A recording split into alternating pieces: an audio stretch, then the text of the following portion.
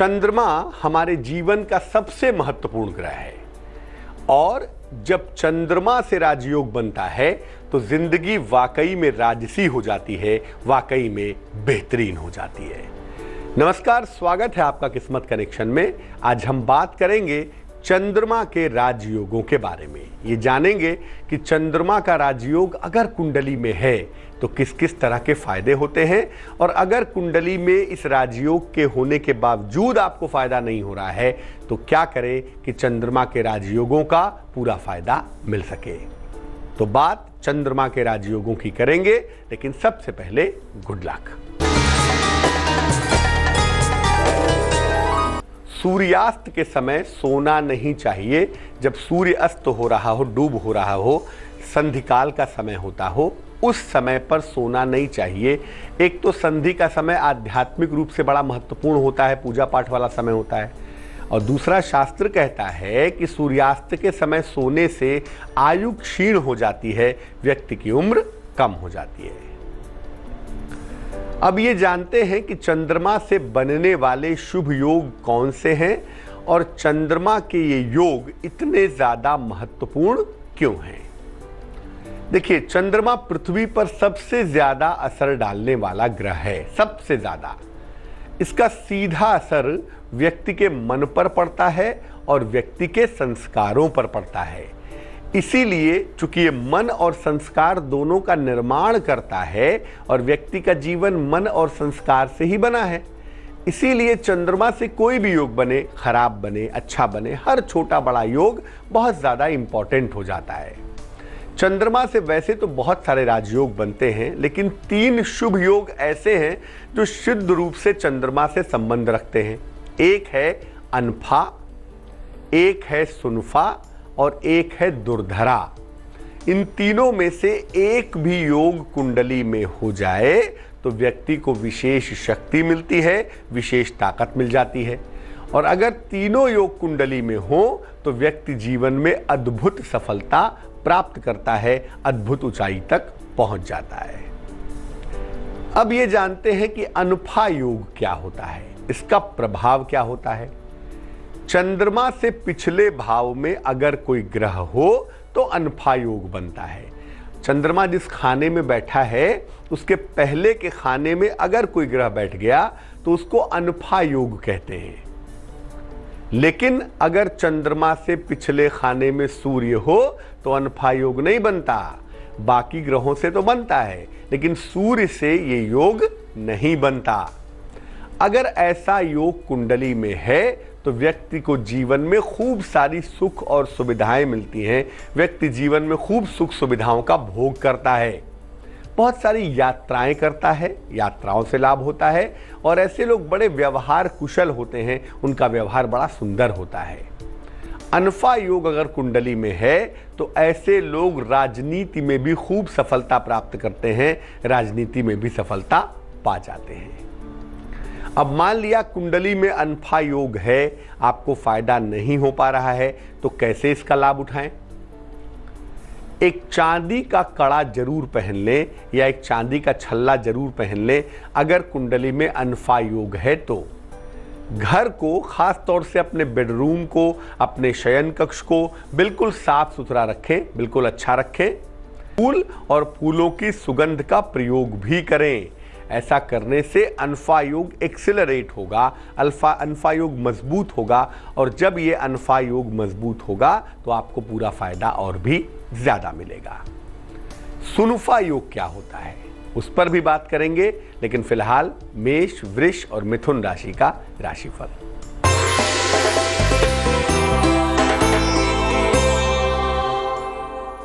मेष राशि आराम के मूड में दिखाई दे रहे हैं। स्वास्थ्य बहुत अच्छा नहीं दिख रहा और बेवजह के अपयश के शिकार हो सकते हैं, सावधान रहें। शुभ रंग ग्रे और भाग्य होगा 66%।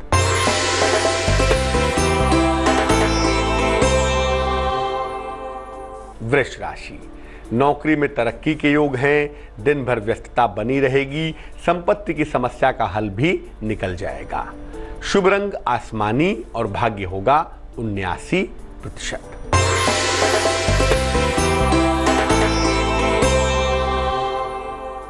मिथुन राशि, धर्म की तरफ मन झुकता हुआ दिख रहा है। परिवार में आपके तमाम मतभेद कम हो जाएंगे। धन आसानी से प्राप्त होगा।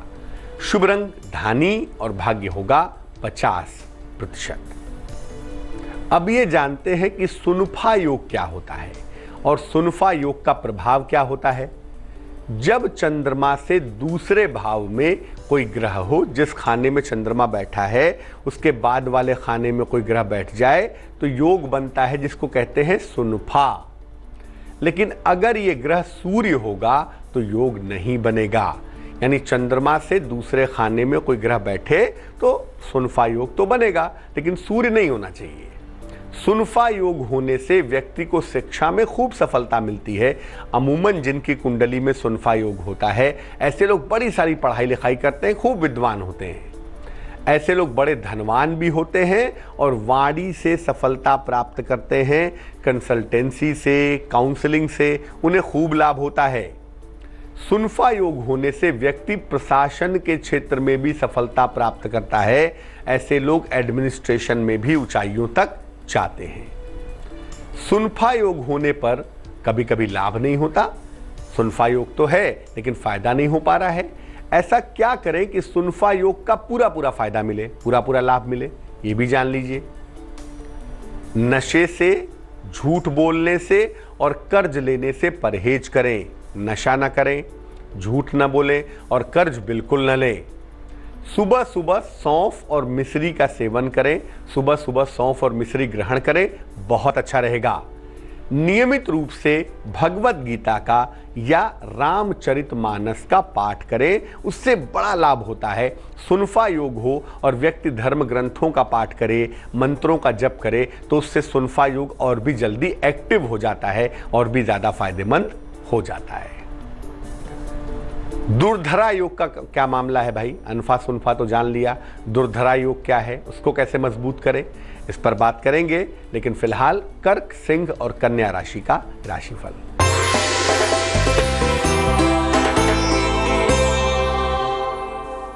कर्क राशि, नाम यश की और धन की प्राप्ति होगी आपको। लंबी यात्रा आपको करनी पड़ सकती है।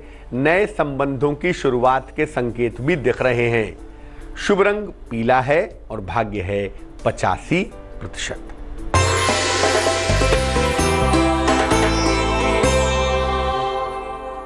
सिंह राशि, नौकरी में स्थान परिवर्तन के योग बन रहे हैं। कोई इलेक्ट्रॉनिक्स का सामान खरीद सकते हैं। विवाह और प्रेम के मामले हल होने वाले हैं। शुभ रंग गुलाबी और भाग्य होगा 71%।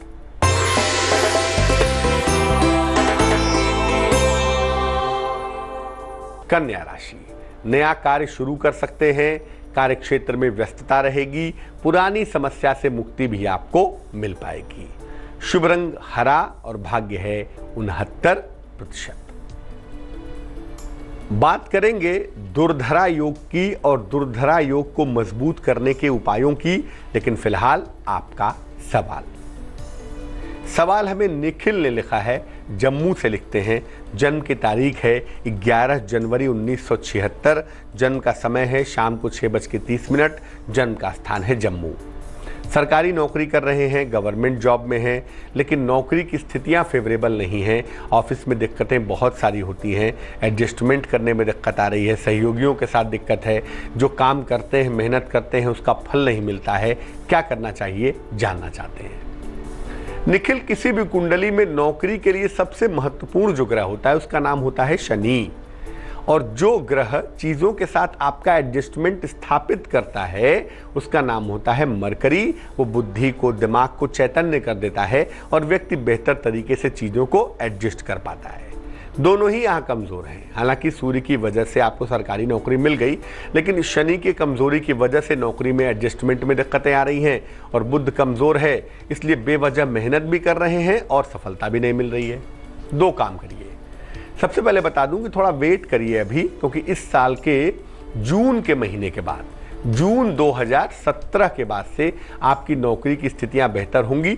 हो सकता है कुछ स्थान परिवर्तन हो, डिपार्टमेंट बदल जाए, सेक्शन बदल जाए, ऐसी संभावना बनती है। लेकिन जून के बाद बदलाव होगा और ये बदलाव आपके लिए फेवरेबल होगा, पहली बात। दूसरी बात यह है कि एक पन्ना जरूर पहन ले बनवा के। एक 6-7 रत्ती का पन्ना चांदी की अंगूठी में सीधे हाथ की सबसे छोटी उंगली में बुधवार की शाम को धारण करने से आपको लाभ होगा। एक पन्ना पहन लें, और अगर पन्ना ना खरीद पाए तो पेरीडॉट पहन लें। रोज सुबह भगवान सूर्य को जल अर्पित करें, और जल अर्पित करने के साथ ही साथ आपको हनुमान चालीसा का भी एक बार पाठ करना है। इतना आप करें, मुझे लगता है आपकी मुश्किल दूर हो जाएगी। और घबराइए नहीं, कोई ऐसी बड़ी भारी मुश्किल नहीं आ गई है जिसको लेकर आप इतना ज़्यादा परेशान हैं। दुर्धरा योग का राजयोग क्या होता है, इस पर बात करें उसके पहले तुला, वृश्चिक और धनु राशि का राशिफल।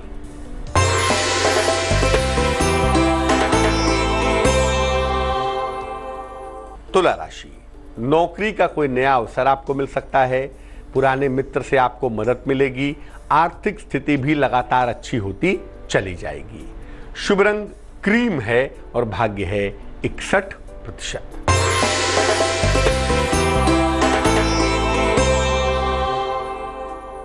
वृश्चिक राशि, परिवार के किसी सदस्य की वजह से थोड़ी परेशानी हो सकती है, इसका ध्यान रखिए।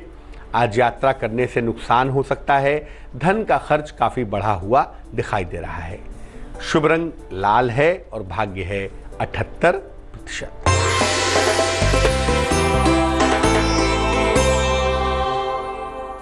धनु राशि, नई नौकरी में प्रवेश न करें। नई जिम्मेदारियां लेने का सही मौका नहीं है। ऐसा न हो कि आप फंस जाएं। दिन भर आपको दौड़ भाग करनी पड़ेगी। धन की प्राप्ति में थोड़ी मुश्किलें भी दिख रही हैं। शुभ रंग नारंगी है और भाग्य है 49%। अब ये जानते हैं कि दुर्धरा योग क्या है और दुर्धरा योग का प्रभाव क्या है। देखिए, चंद्रमा से दूसरे खाने में और पहले खाने में, दूसरे में और 12वें में कोई ग्रह हो, दूसरे में भी हो और 12वें में भी हो, तो दुर्धरा योग बनता है। यानी अगर कुंडली को देखें तो चंद्रमा जिस खाने में है उसके पहले एक खाने में ग्रह हो और उसके बाद के खाने में, दोनों खानों में ग्रह हो, तो दुर्धरा नामक योग बनता है। लेकिन इन ग्रहों में सूर्य नहीं होना चाहिए। सूर्य होगा तो योग नहीं बनेगा।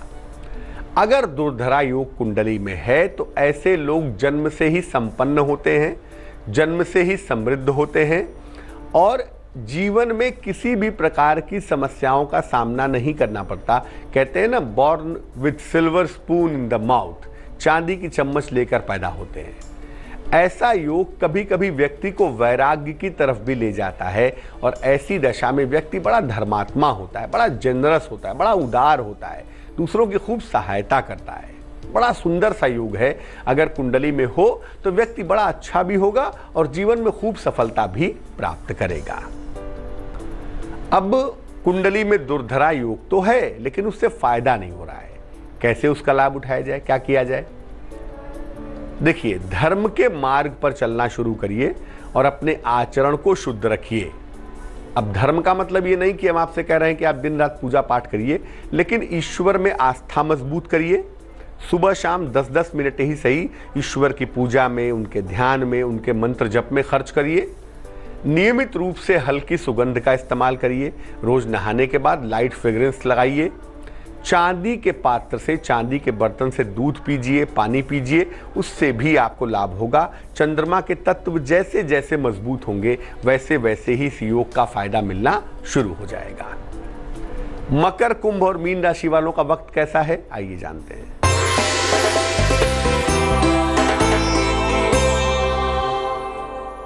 मकर राशि, धन की समस्या दूर होगी। नौकरी में परिवर्तन के योग बन रहे हैं। परिवार की किसी समस्या का अंत होगा।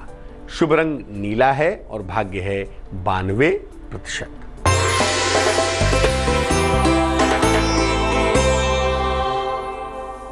कुंभ राशि, ठंडक लग सकती है, मौसम बदल रहा है, कोल्ड कफ की चपेट में आ सकते हैं। पारिवारिक दायित्व भी हालांकि निपटाने पड़ेंगे और आप निपटा भी लेंगे। दिन भर दौड़ भाग करनी पड़ेगी, स्वास्थ्य का ध्यान रखिएगा। शुभ रंग बैगनी और भाग्य होगा 77%।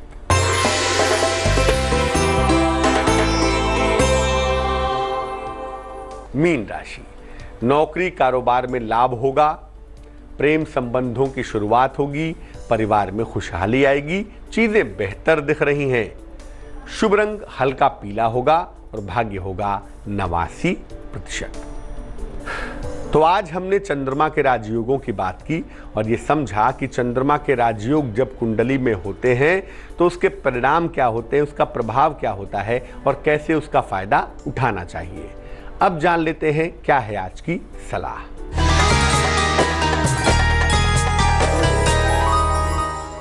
अगर आपका बच्चा बहुत चंचलता करता हो, बहुत बदमाशी करता हो, क्या करना चाहिए?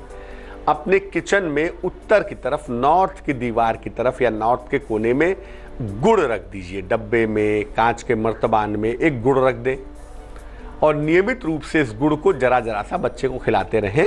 ऐसा करने से बच्चा कम शरारत करेगा और बच्चा चोट चपेट से भी बचा रहेगा। तो आज के लिए किस्मत कनेक्शन में बस इतना ही। फिर हाजिर होंगे किसी नए विषय के साथ, आपकी समस्या के समाधान के साथ। तब तक के लिए मुझे दीजिए इजाजत। आगे देखिए संजय सिन्हा की कहानी रिश्ते। नमस्कार।